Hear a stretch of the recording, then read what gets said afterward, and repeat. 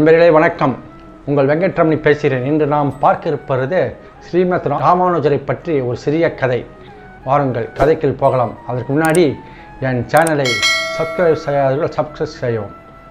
இவர் 1017ஆம் ஆண்டு சென்னையில் உள்ள ஸ்ரீபெரும்புத்தூரில் பிறந்தார். கிட்டத்தட்ட ஒரு 120 வருஷங்கள் இந்த பூமியில் ஆரோக்கியத்தோடு வாழ்ந்த ஒரு மாமுனிவர் இந்த ராமானுஜர். இவருடைய காலம் 1017 1137. இவர் ஒரு சமயம் பல அவமானங்களுக்கு பிறகு திருக்கோட்டிய நம்பியிடம் சீடராக சேர்ந்தார். அப்போது திருக்கோட்டிய நம்பியிடம் கேட்கிறார், இந்த உலகில் மோட்சமடை என்ன வழி என்று கேட்கிறார். அதற்கு திருக்கோட்டிய நம்பி யாருக்கும் இந்த மந்திரத்தை சொல்லவே இல்லை. இருந்தாலும் பல அவமானங்களுக்கு பிறகு இந்த மந்திரத்தை ராமானுஜருக்கு உபச்சரிக்கிறார் திருக்கோட்டிய நம்பி. அது என்னென்னா இந்த மந்திரம் தான். ஓம் நமோ நாராயணாய, ஓம் நமோ நாராயணாய என்று அந்த மந்திரத்தை காதில் உபசரிக்கிறார். இந்த மந்திரம்தான் மோட்சத்தின் ரகசியம். இந்த ஒரு மந்திரத்தை எவர் ஒரு வாழ்நாளில் சொல்கிறாரோ, என்னதான் தவறு செய்தாலும் அந்த தவறை மன்னித்து இறைவன் காப்பாற்றி அவர்களை மோட்சத்தை அழைத்து செல்கிறார் என்று சொல்கிறார். இந்த ரகசியத்தை யாரிடமும் சொல்லக்கூடாது என்று திருக்கோட்டியூர் நம்பி ஸ்ரீமத் ராமானுஜரிடம் சொல்கிறார்.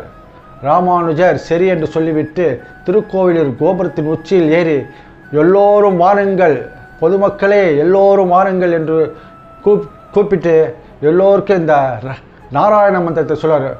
எல்லோரும் இந்த நாராயண மந்திரத்தை டெய்லி காலையில் எழுந்தவுடன் மாலையிலும் டெய்லி இந்த நாராயண மந்திரத்தை கூறுங்கள், உங்களுக்கு நலம் கிட்டு மோட்சம் கிட்டு என்று சொல்கிறார். ஓம் நமோ நாராயணாய, ஓம் நமோ நாராயணாய என்று சொல்கிறார். இதை அறிந்த திருக்கோஷ்டிய நம்பிற்கு ரொம்ப கோபம் வந்துடுது.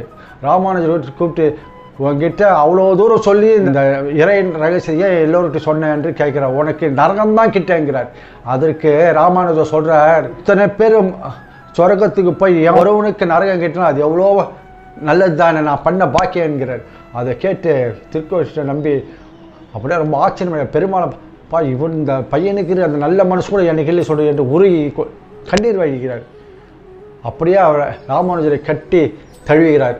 ராமானுஜர் ரொம்ப பாராட்டி, உனக்கு இன்று நாராயணன் ஆசையோடு என் ஆசியும் என்றும் உண்டு என்று கூறுகிறார். இப்படி ஸ்ரீமத் ராமானுஜர் விசேஷத்வைதம் என்ற நூலை, அத்வைதம் ஆதிசங்கரால் எழுதப்பட்டது.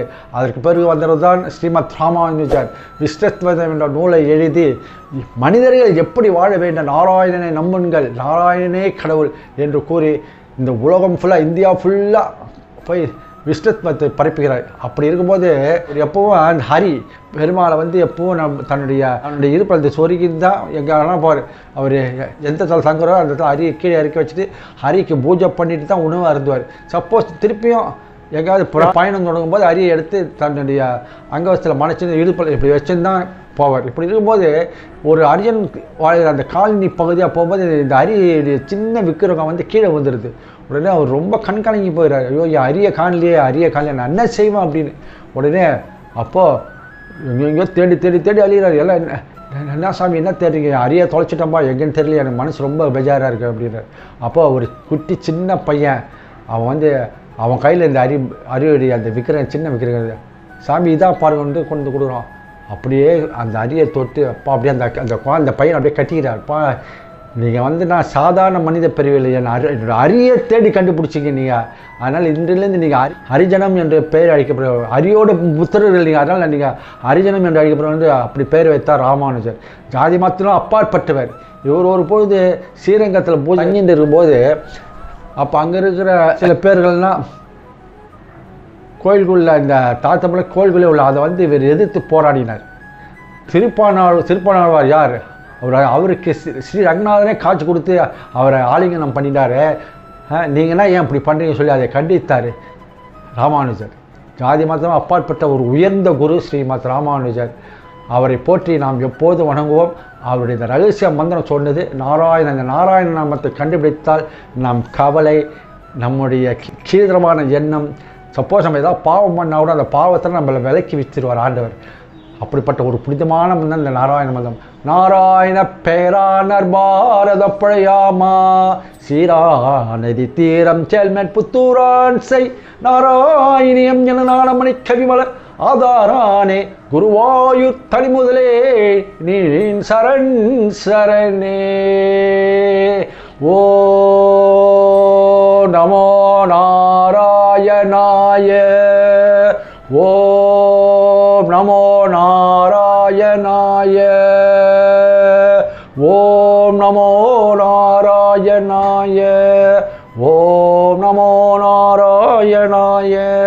இந்த நேயர்களே, இந்த கதை உங்களுக்கு பிடித்திருந்தால் லைக் பண்ணுங்கள். நன்றி, வணக்கம்.